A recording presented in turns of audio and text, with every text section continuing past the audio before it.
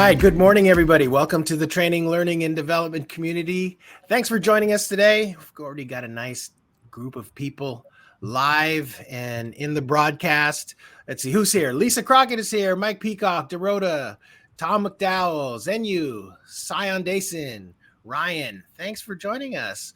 We have another member showcase to bring you today. And this morning, our guest is Anna Smith. And Anna is from Hubspot. And we've actually had her on the schedule for a while. I think we've had to reschedule a couple times, but I'm glad that you're finally here and that we get to talk and I get to learn more about you and also introduce you to the community. So thanks for doing this today, Anna. It's going to be an interesting conversation. We have about 30 minutes or so. I've got 10 questions for you. We'll see if we can get through all of them, but are you ready for this? Ready. Absolutely. Thanks for having me. I'm excited to be here.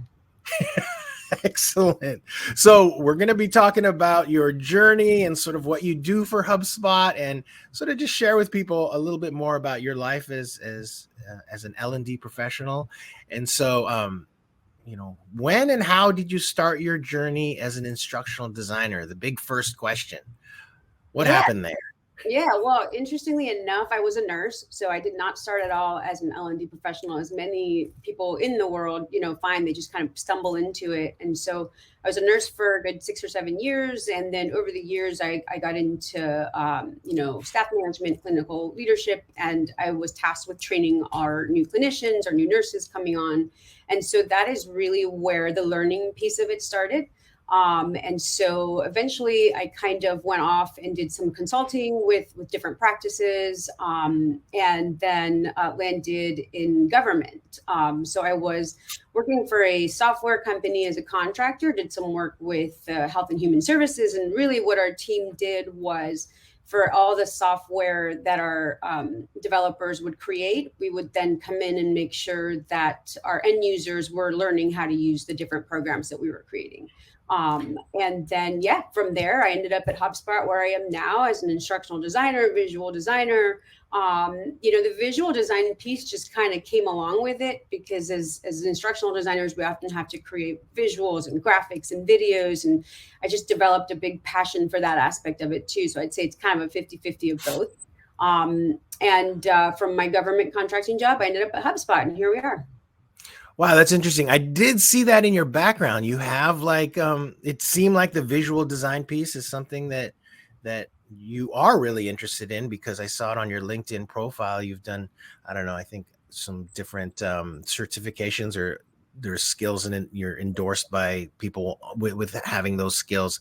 Like, what's the deal with that? Is it do you have like an artistic background? Is it something? I don't. I actually can't even do a stick figure drawing, but it turns out that videography is kind of my thing.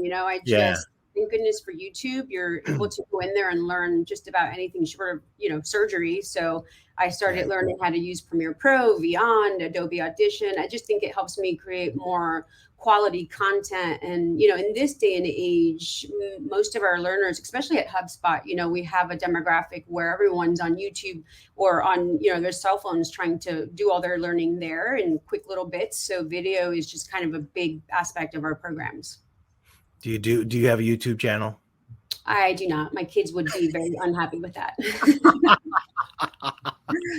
All right. Had to check to see if you had something going there. Oh, nice. So working at HubSpot, what kind of things are you doing now for them? Yeah, so right now, I'm really focused on what we have, this upmarket ramp training program. And what we're trying to do is get our new hires ramped a whole month faster than how they are, ramping now. So we're trying to give them all the training and knowledge and just kind of preparation, confidence that they need to get out there, sell to our customers, meet their quotas, and feel prepared to succeed in the role. We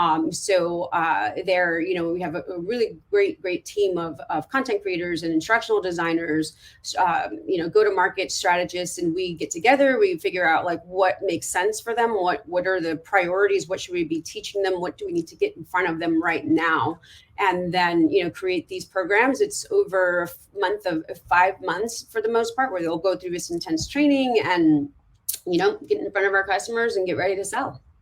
Well, HubSpot has a crazy library of resources, right? Of training resources. Probably one of the more I mean, I know that I've used HubSpot with a couple organizations I've worked with in the past, and it's like one of the first things they're like, just go in and just start learning, just get in there and go through their training resources. And not only that, but HubSpot has to be kind of at the forefront of things. So things must be constantly changing. Constantly. It's funny. I saw one of the questions was, what did you wish you had known? And Yeah. there are things I wish I knew in my career as an L&D professional, but at HubSpot, our product changes constantly. For anyone I see in some of the chat, people use it. For those of you that have, that our product is constantly improving. We're always trying to solve for the customer, but on the back end, that means change is the consistent. So we constantly have to, adjust with that and change our content, change our learning programs to fit the changes that are occurring on a regular basis. So it keeps things interesting. It's a challenge, but it's a lot of fun. And, we try to make it happen. Yeah, because technology, marketing, sales, always changing in this day and age. So, and HubSpot is right there on top of all of it. So speaking of all that, you have I saw certificates in sales, and also you're a Scrum Master. How does this help you at HubSpot, or does it at all? Yeah, so to be completely transparent, I didn't come from a sales background. I have no sales background at all whatsoever. So one of the things that I wanted to really get my feet wet, like I have spent the last couple of years really trying to wrap my head around sales and that organization, what that consists of. So the sales enablement piece was also to help me upskill and also understand kind of a language and the world that my learners live in. Because I think you really have to be able to relate to them in their day-to-day work, what they see in order to give good learning experiences. Yeah. So that definitely helped me a ton. And interestingly enough, as far as the Scrum Master, when I was working in contracting, we used that a lot, like just in general, our software developers, that was the way that we did software. But it has helped me here because people have a love-hate relationship with Scrum and Agile and all that good stuff. But I think that it's one of those things that I've really taken it and applied it only as it fits. Like I kind of make it work for myself, my team. There's several other team members on the content team that have backgrounds and have brought Agile into the mix. So we try to develop our content and our training in an Agile framework where we're doing little bits at a time, getting feedback, reiterating, and then sending it back out, doing some more, chunking it up so that we, if I'm talking about a curriculum that we develop for someone that's going to be a 5-month long thing, it's a big monster project. So being able to chunk it up and put pieces out there at a time, get that feedback, see what the learners are feeling, is it effective? And then making those changes has been really, really huge in the success of the curriculums. That's interesting. Yeah, it feels like I've met other instructional designers that might have that background on the Scrum side of things and understand Agile methodologies, and they're almost kind of a whole other sort of type of instructional designer. Just the thought processes and stuff. Like I'm thinking of Kristen Hayden Safdie, who sort of does things along those lines. So that's really, really cool. So you feel like having that background has helped you over at HubSpot, and it's something that that you'd recommend for other folks, or? Yeah, I do. But one thing I say is, a lot of people think it slows you down because, if you think about Agile, sometimes people think about the stickies on the wall and all of the stand-ups and all of the, ceremonies. And it doesn't need to necessarily be that way. I think that as learners, we can take the pieces that fit and that help and then leave the pieces that don't. We don't necessarily do daily stand-ups. We do have sprint reviews. We have sprint retrospectives. And, I do think that it helps in keeping us honest, keeping us organized and transparent. So it is something that I recommend. I think ATD also has certain programs for that are not as agile for software, but agile for learning. So I would definitely recommend. Okay, yeah, I didn't realize that. I'll have to check that out. Kim's just asking, does knowing Scrum help you anticipate how the software changes roll out? It does help, because it helps you get in the mindset of the developers, the product owners. We work almost as a third party with them. There's always the strategy folks are in the middle for us. So I have that, but it does help to be able to anticipate how they're thinking about products, what their processes might be in order to prepare for what might be coming on our end. Right. No, definitely. Definitely. All right. So let's talk a little bit about this title of yours. I'm really curious. Senior Content Manager, Global GTM Enablement, Instructional and Visual Designer. So let's start out with the Senior Content Manager, Global GTM Enablement. What does that mean?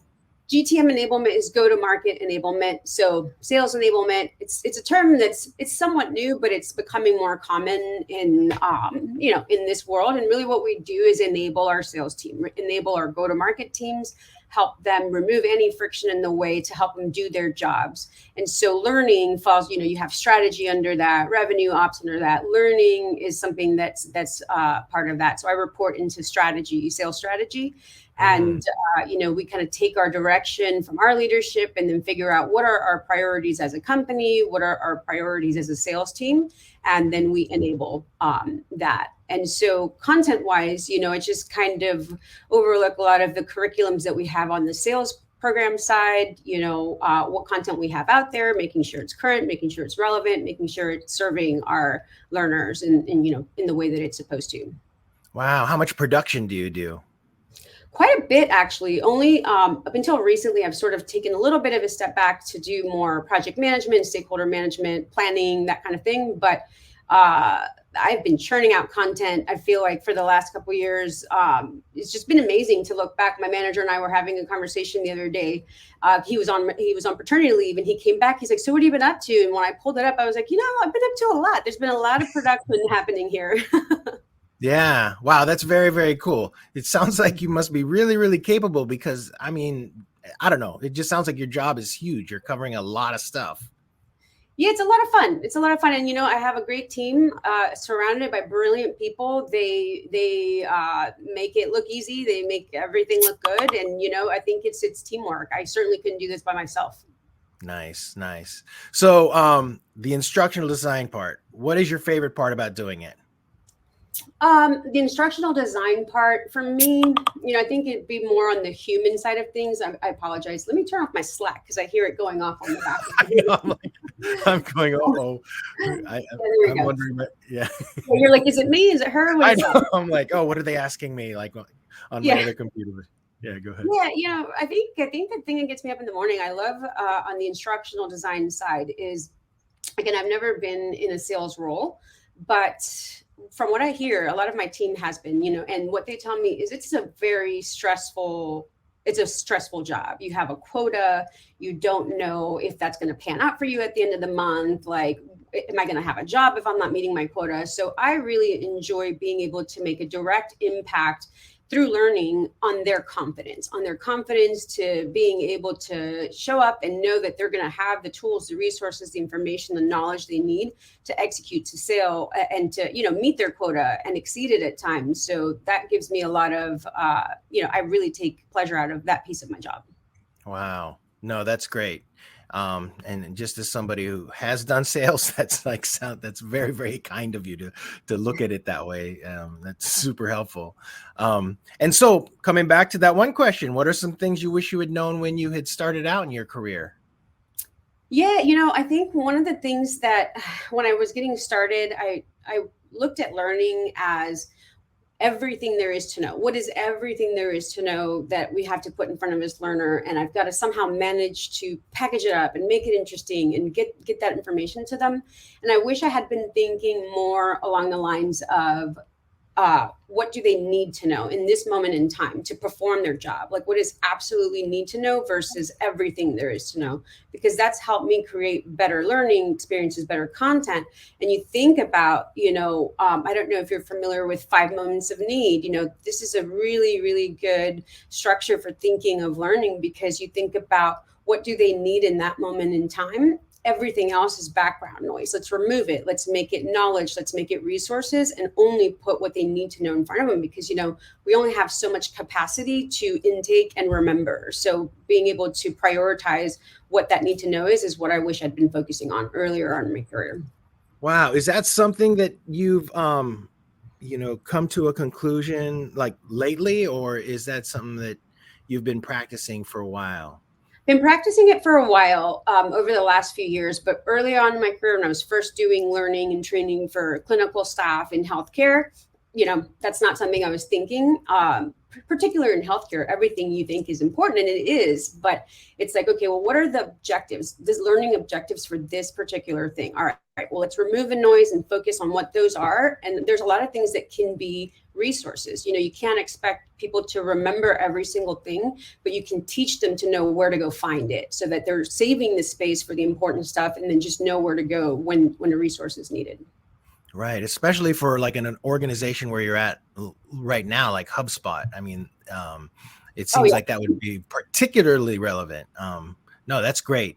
I wish one of these days I have to collect all of these wish you had known questions from, the other member showcases I've done and just put them in one big archive so people can get that. Cause that's a great one. Thank you for that. That would make a great article. I would love to read through that. So how about a training project that you're especially proud of that you can share with us? Yeah. You mean like share on screen? No, just to talk about something that you really like doing, maybe something that you really enjoyed. It's more kind of maybe gloating about something that you were super successful at. Sure. Well, there's one I had a lot of fun with. I don't know if, you're familiar with Tiled. It's a micro app. You can develop micro apps it looks like a website, behaves like an app, but you don't need to be a developer. I certainly am not. I don't have that much brain power. And so you can be a non-developer and create super interactive experiences, micro apps, websites using Tiled. So I think it was end of last year, I did a project on Tiled and created a micro app for our mid-market sales team where, we just curated all the information that a new hire would need to know, all the information that an existing sales rep in that market would need to know. And it was just like a one-stop shop landing page where they would go and then be able to branch off into playbooks or resources or, content for new hires. So I was particularly proud of that one because it definitely brought value to the sales team. It was a pilot also. It was the first time we were using that kind of approach for that. And, as a designer, it also took me out of my comfort zone. It was not a application I had used before. I'd never heard of it up until this point. My team was kind of like, do you think you can do it? Do you want to give it a shot? And, I am a lifelong learner. I love, pushing myself out of the things I already know. And so for me, it was just a ton of fun to get in there, learn something new. And it's actually really flexible. You can customize it a lot. So I really enjoyed, working on that project.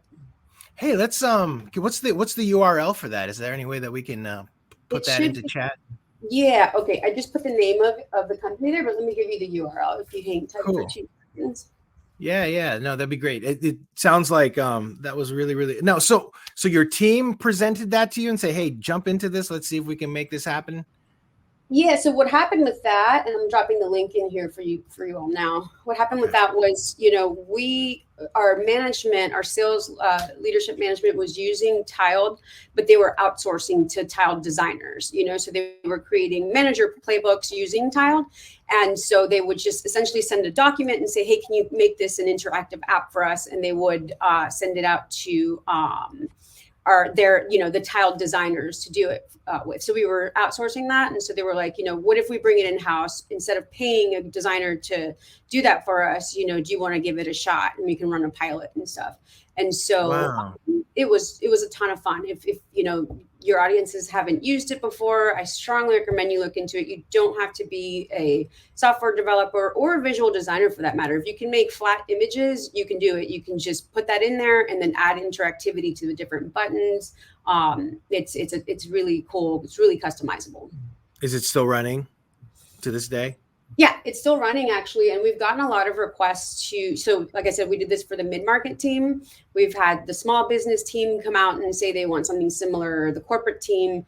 So the desire for it is there. We're just currently evaluating, what our program, where it's heading in the next couple of years. And so we're going to make a call whether we continue with that pilot or not.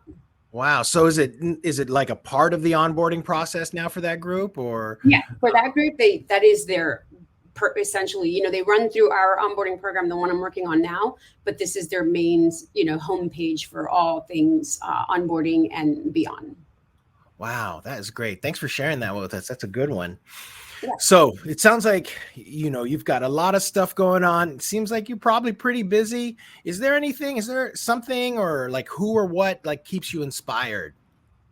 Okay, well, my three boys keep me very inspired. I have three sons.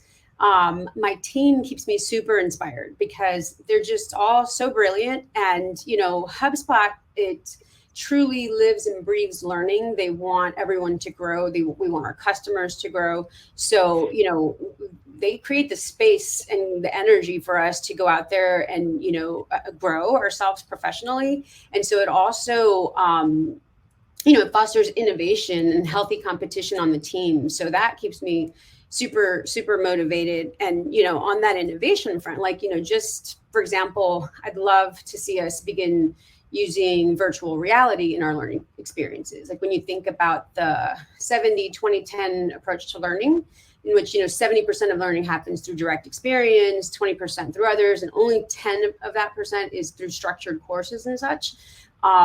We often end up building a lot more than 10% on that structured learning. And I really feel that, VR, for example, can help solve that challenge that we often face in L&D, because while the virtual world might not be real, the emotions that the learners experience in VR are just as real as anything that you'd experience in your day-to-day reality. So I don't think there's anything quite as powerful as emotion to help people create those lasting memories and create that understanding. And I think VR, it's been widely used in healthcare and military for hard skills. But I think there's a lot of space for that for soft skills, like particularly in sales, and putting them in that room and how that would be to interact with the prospect and whatnot. So I think the team and the fact that we're all constantly thinking about the future and what comes next and innovating keeps me super motivated. Wow, that's interesting. So it's like results and innovation that kind of keep you inspired, huh? Yep. That's very cool. And you've definitely got a kind of a geeky, nerdy streak to you, don't you? I do. I'm a major nerd. Yeah, that's awesome. So aside from a nurse, what other jobs have you worked? Well, that I worked as a receptionist, as a hair cutter in a hair cuttery when I was like 14 years old. That's my grand career. But no, after that, it was always nursing, and then went into this world, went to private practices, consulting, government, and then here. So when you were a nurse, I mean, did you feel like sort of that draw to being an educator when you're actually working as a nurse? Was it like there was some training involved in there where you're like, I would like to do that, or I think I just I like working with people, talking to people. Obviously, at one point I was the one doing the learning when I was coming in and fresh out of school and had no idea what was going on. And so you kind of empathize as you move and become more experienced. You empathize with those new people coming in and like remembering that feeling of being lost and not sure what's going on. So, I had a natural tendency, I think, to just want to share knowledge, and share experiences and what was helpful to me getting started. And I think the rest of it just kind of naturally fell into place. Very interesting. I'm going to ask you a question that isn't on our list, but I'm just really curious about this since you work for HubSpot. Now, during the day, you were probably in HubSpot all the time. That's probably just a constant tab that's open for you. But what else? What other kinds of tools do you use on a regular basis? Something that is constantly like up on screen for you? Yes. So I can tell you that Snagit is constantly up on screen for me. It's the best way for me to grab screenshots, create one pagers, make videos and things like that. Premiere Pro, Adobe Premiere Pro is always up and open. So is Adobe Audition. Vyond, I don't know how familiar this group is with Vyond, but it's another great tool. If you're not a visual designer, you can make instructional videos or just videos in general without needing to have that background. They have templates and music and all kinds of stuff that I see someone just dropped it in there. Thank you. They have all kinds of stuff to make it easy for you to create videos. So that's one that's also always up. I'd say those are my top four. Wow, those are just straight up production. Yes. Like when you're talking Beyond, Premiere, Audition, and what was the other one? There was something else. Snagit. Yeah. And I add one more, and it's Asana. Asana is another big one just from the project management side and staying organized, because Lord knows I need help staying organized. Asana is another one that stays open. Yeah, so there's your kind of your tasks, your to-dos, your project management. That's great. That's a good group right there. Yeah, very interesting. So if there's one thing that people should know about you, Anna, what is it? Well, I'm the daughter of immigrants. We were Colombian refugees, and I got here when I was 3. My mom was a housekeeper. My dad was a painter. English was not my first language, so I'd say that certainly the odds were not in my favor. So, if there's listeners out there that might not be in the best circumstances, or might feel like you're going uphill. I think as long as you stay focused and motivated, and work hard, and I think you can do anything that you put your mind towards. No, that's great. Same here. English wasn't my first language either. I can't believe that at some point I could not speak this language. And then, but I do remember having to go to like a special school to learn English when I was a kid. So yeah, that's Yeah. interesting. Very, very cool. All right. Well, you know what? I think that's it. We've got through all 10 questions. That's pretty amazing. And you've given us a ton of information about you. Thank you so much for sharing. I Absolutely. just I want to remind everybody, is it next week? We've got the Summer Community Day where we're going to be talking about career development. Check it out. You can get there. I have it forwarding from tldc.us if you want to take a look at what is going on next week for Community Day. Just added our keynote. Her name is Shelly Brown. She is an author. She wrote a book called Weird Girl Adventures. It's very, very cool. And she's absolutely amazing. I'm so glad I got to know her. And the schedule itself is ready to take a look at. So check that out. If you're a member, you can get in for free. Please join. If you don't, we could use the support here at TLDC. And Anna, thanks once again for doing this. Really appreciate your time. Very, very fascinating story. And hopefully we'll see you again. I'm going to post your LinkedIn profile for other folks, if that's okay. Yeah, absolutely. Great. Thank you for having me. It was really nice. Yeah, absolutely. Thank you. All right, everybody. Enjoy your weekend. I'm actually going to be out for a couple of days. So if you try to get a hold of me for the next couple of days, I'm going to be camping. So, but everybody, thanks. We'll see you next week. All right. Bye-bye.